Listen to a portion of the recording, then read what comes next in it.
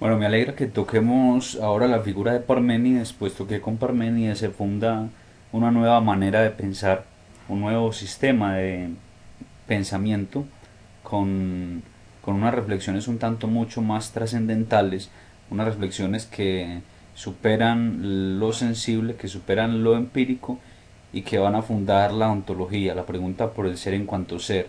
Ya comentábamos en la reflexión pasada que los filósofos de la naturaleza no se preguntaron por lo metafísico, dieron por sentado la existencia de las cosas, no se preguntaron por el ser, sino hasta Parménides. Parménides entonces ya va a dejar de pensar en el mundo sensible en cuanto a su composición inicialmente, para preguntarse sobre lo que le da la existencia, lo que le da el ser. Sabemos entonces que para Parménides el ser es y el no ser no es. Es decir, lo que existe, existe, lo que es, y si no fuese, o si dejase de ser, entonces ya no sería. Por eso no puede dejar de ser el ser. ¿Sí? El ser es, y si el no ser fuese, entonces no podríamos decir que no es, sino que en ambos casos el ser es y el no ser es. En ese sentido resumiría un solo ser. ¿Sí? Una de las características entonces del ser, para adelantarnos, es que el ser es uno. Bien, en ese sentido, dado que el ser no puede llegar a no ser o el no ser no puede llegar a ser, encontramos la diferenciación de la filosofía de Parménides con la tradicional filosofía de Heráclito, donde todo cambia, donde todo fluye, donde nada permanece, nada es constante, sino que las cosas son dinámicas en un devenir. Mientras Heráclito entonces dice que el ser puede llegar a ser otra cosa o que cambia, eh, para Parménides todo es, y lo que es simplemente es y ya, no puede adquirir cualquier otra característica, puesto que dejaría de ser, y es también impensable eso de que el ser deje de ser. Esta reflexión sobre Parmenia la vamos a encontrar en un libro, el poema, y este poema lo podemos encontrar dividido en tres partes. Uno primero, que es el proemio, la parte pues digamos como poética, como tal o idealista, donde el Parménides tiene un encuentro con la diosa de la verdad. Esta diosa de la verdad le da todas las herramientas para que él tenga la sensibilidad de descubrir cuál es el verdadero camino para llegar a la verdad y para llegar a ella. Y entonces Parménides nos va a presentar dos caminos, el de la verdad y el camino de las opiniones o las apariencias. A partir de estos dos elementos, Parménides va entonces a enfocar toda su fundamentación filosófica sobre el ser. Los caminos, el camino de la verdad y el camino de las opiniones y las apariencias, básicamente.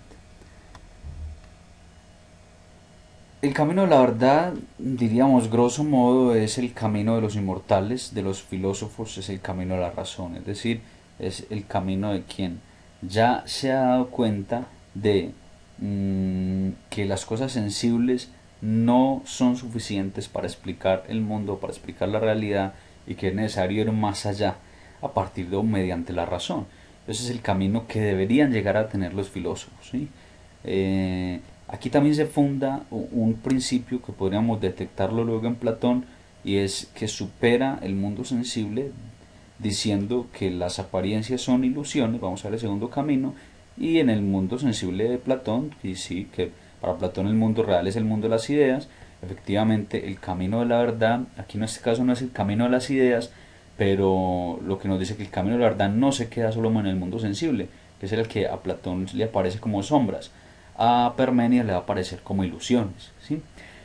Pero se puede tomar el otro camino, el camino de las opiniones y las apariencias, ¿sí?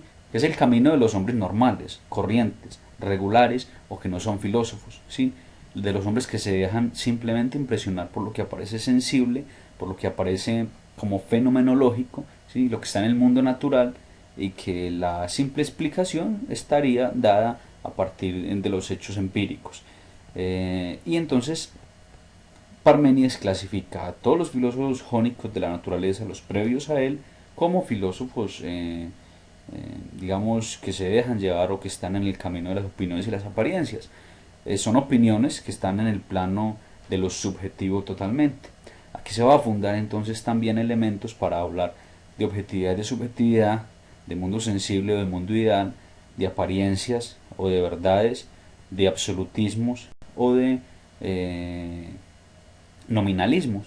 Entonces, aquí en esta fundación de la ontología hay un gran paso antes de Aristóteles, pero hay un gran paso ya de la filosofía antigua. Dentro del camino de la verdad, pues podemos encontrar también lo que va a ser el núcleo de la explicación del ser. Hay tres postulados básicos: el ser es y es imposible que no sea. Es decir, si el ser no fuese, entonces ¿qué de lo que existe es? ¿Sí? Entonces, si decimos algo de lo que existe es, quiere decir que hay un ser que es el ser que nunca puede dejar de ser y que a partir de lo cual se va a derivar los otros seres. No puede entonces llegar a no ser, porque o si no se contradeciría en cuanto a que el ser no cambia, que el ser siempre es inmutable. Otro postulado es que el ser no es y no puede ni siquiera hablarse, el no ser no es y no puede ni siquiera hablarse de él. Para Parménides, cuando damos pie a que algo sea, a partir de pensar en él, ya estamos dando cuenta del ser de esa cosa que estamos hablando, ¿sí? De esa idea que estamos teniendo. Es como si cuando lo pensamos es, ¿sí? Pero no es en la realidad, sino que estoy hablando del ser de esa cosa que está haciendo, solo que otra cosa es que no la esté viendo, ¿sí?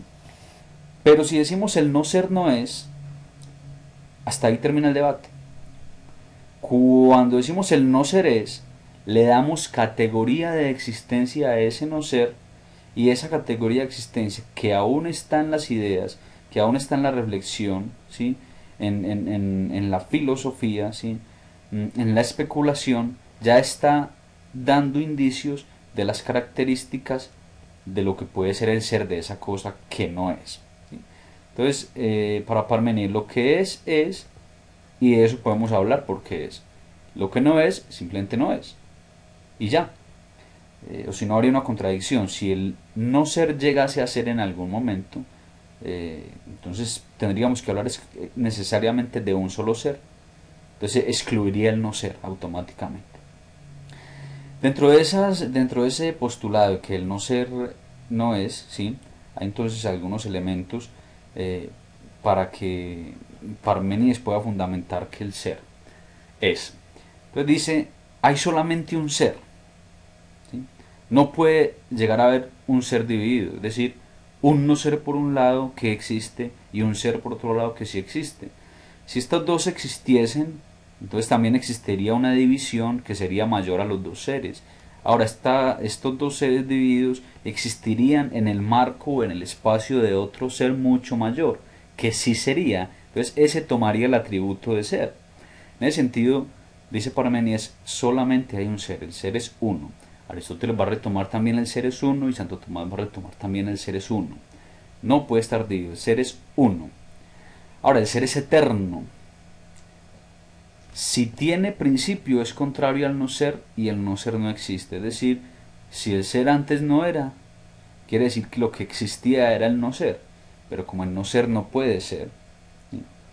Entonces el ser siempre es eterno. Vamos a ver ahorita, no tiene ni principio ni fin. Ahora otra característica, otra categoría del ser, es que el ser es inmóvil.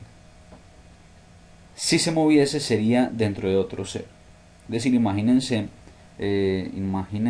un recipiente con agua que nos estaría ejemplificando toda la realidad y decimos que una pelota que dejamos caer en este recipiente es el ser. ¿Sí?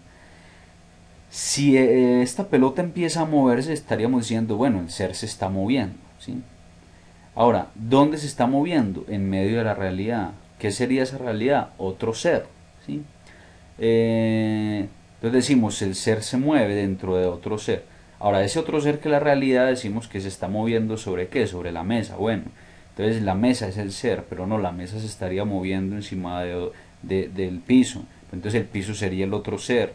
Y así nos iríamos yendo hasta la generalización del ser, buscando un ser que contenga al otro ser, y terminaríamos infinitamente diciendo que siempre va a haber un ser que contiene a otro ser. Entonces el ser es totalmente inmóvil, ¿sí? Y es absoluto en ese sentido, porque no puede estar dentro de otra cosa, ¿sí? ¿Por qué? Porque además es uno solo. En ese sentido no tiene ni principio ni fin. Nos podemos ir eternamente a buscar el antecedente del ser o el origen del ser. Entonces, en ese sentido, en igual que en el movimiento, debería hacerlo en el marco de otro ser, y es imposible. Otras ideas que tenemos en el camino de la verdad de la obra del poema es que el ser es lo mismo el ser que el pensar, ¿sí? Parménides le va a dar una categoría aquí al pensamiento, y es que el pensamiento nos puede acercar a la esencia del ser, ¿sí?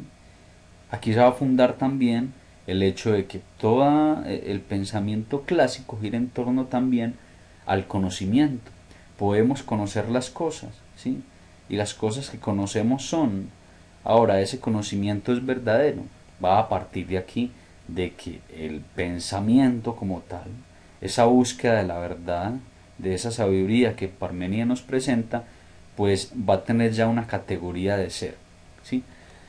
Ahora, ¿por qué va a tener una categoría de ser? ¿Por qué vamos a decir que el ser es lo mismo que el pensar? Por la idea básica de que si lo pienso es en mi cabeza. Entonces, digamos, estoy pensando, como en el ejemplo, estoy pensando en un dragón que tira fuego, ¿sí? Entonces, puede que no exista en la realidad concreta, material, fenomenológica, pero cuando yo me hago la idea de ese dragón que tira fuego, ya estoy hablando del ser del dragón, ¿sí? O sea que le estoy dando una categoría de existencia, así sea exclusivamente en el pensamiento. Entonces, como estoy dando una categoría de existencia, como ya estoy hablando del ser, de algo, entonces el pensar es lo mismo que el ser. No es que el pensamiento cree seres, ¿sí? No es que esté generando seres, que esté llevando a la luz los seres, siendo la creadora de seres, sino que el pensamiento es el que da categoría de ser, pero de un ser que ya existe, o sea, del ser de la realidad, o el ser ideal. Bien, dado que el no ser no puede ser pensado, todo pensamiento sobre una entidad es el pensamiento del ser de la entidad. Ese es el resumen de que el ser es lo mismo que el pensar. Entonces,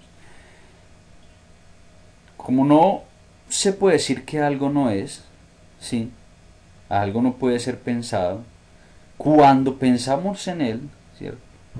Cuando pensamos en ese ente, ahorita decíamos que había una diferencia entre seres y entes, cuando pensamos en ese ente, entonces eso que estamos pensando de ese ente ya está hablando del ser del ente.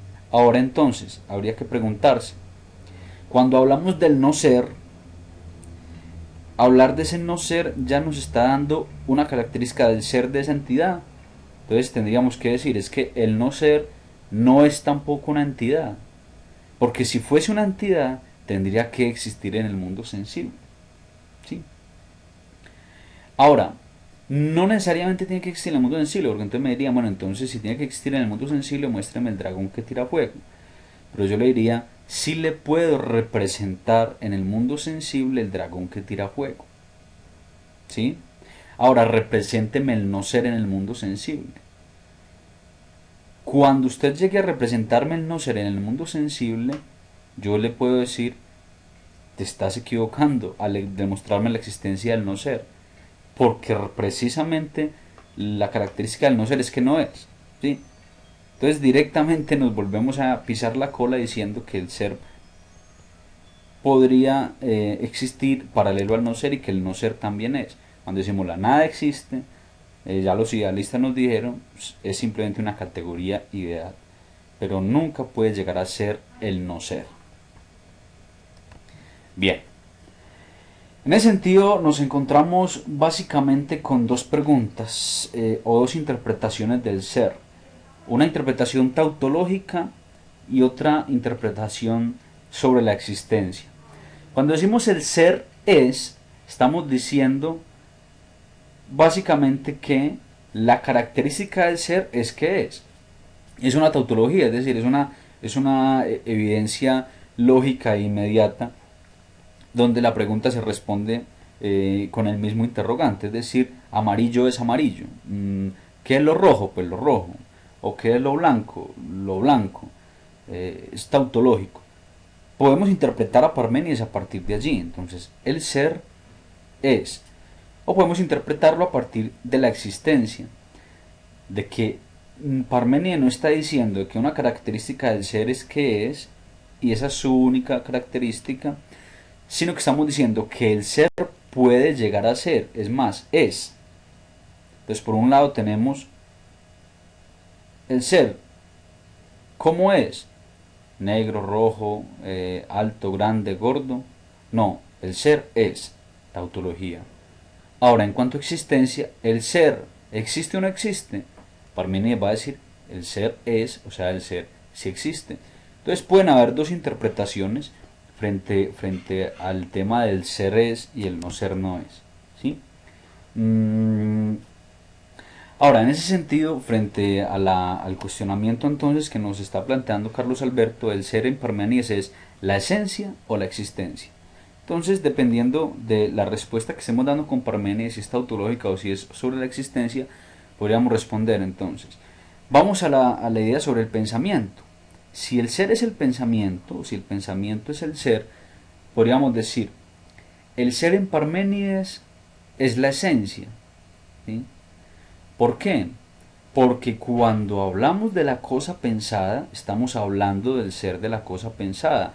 Es decir, ese pensamiento sobre la cosa que existe por allá, imaginaria o en la realidad, ya está aprehendiendo el ser y esa aprehensión del ser, y esa aprehensión del ser es lo que nos está permitiendo hablar de esa cosa.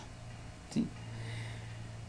Allí en ese sentido, el ser podría ser la esencia, ¿sí? Pero no, todavía. Ahora, el ser podría ser la existencia. Cuando decimos que el ser es, estamos diciendo el ser existe. Todo lo que vemos, todo lo que nos representamos, todo lo que sentimos, todo lo que está en nuestros sentidos, efectivamente es y tiene un ser. Pero lo que pasa es que hay que leerlo entonces aquí ya con despacio. No tienen el ser con mayúscula, sino el ser con minúscula. ¿Sí? Los entes entonces tienen un ser, claro, pero no son el ser con mayúscula. ¿Sí? Entonces uno diría, bueno, si una cosa es la existencia y otra cosa es la esencia, entonces ¿qué es el ser para Parménides? El ser para Parménides es la esencia de todos los seres. ¿Sí? Es decir, lo que es y no puede llegar a dejar de ser. Ahora, es la esencia que permite la existencia. ¿Sí? ¿Qué quiere decir eso? Que como el ser es, y además de eso, cada cosa tiene su ser, dado que es, y puede ser de diversas maneras, eso lo vamos a ver con Heidegger, puede existir. ¿Sí? Entonces, la respuesta a Carlos es, dependiendo de donde leamos a Parménides, podríamos sostener que es la ciencia o que es la existencia. Lo único que podemos aseverar en este sentido es que el ser es. Vamos a ver con Aristóteles, cuando esté tratando el tema de las categorías del ser, que este autor sí va a hacer una diferenciación entre lo que es la esencia y lo que son los accidentes. ¿Sí? ¿Por qué? Porque si bien para Aristóteles las cosas son, ahora son porque tienen una esencia, y en algún momento va a decir que la esencia es el alma, pues finalmente tienen unas maneras de ser, que son las características, es decir, la forma como se presenta el ser. ¿Sí? En resumidas cuentas, yo desde la lectura de Parménides me iría más en el sentido de que el ser para Parménides es la existencia del ser. Es decir, sería también tautológico en este caso, pero tendríamos que preguntarle a Parménides, deme más características del ser.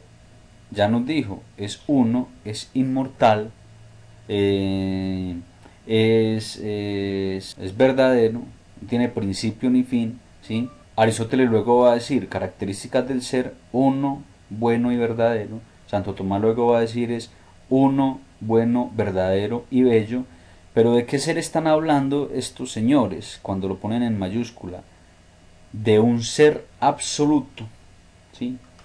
Luego va a venir a decir Leibniz, no, es que el ser absoluto es el que le participa de su ser a las demás cosas y permite que las cosas sean, es decir, como si fuese la gran mónada.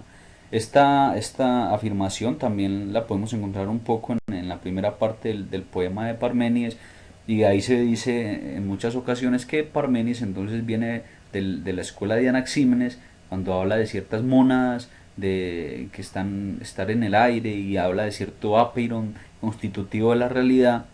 Entonces está diciendo, bueno, el ser puede ser la esencia, pero cuando hablamos de un ser en cuanto a existencia, también tienen razón los que dicen, no, Parmenides es más de la escuela pitagórica, donde como Pitágoras planteaba que todo se podía hacer medir y que todo puede ser cuantificable, y que cuando una cosa mide más, entonces es otra cosa.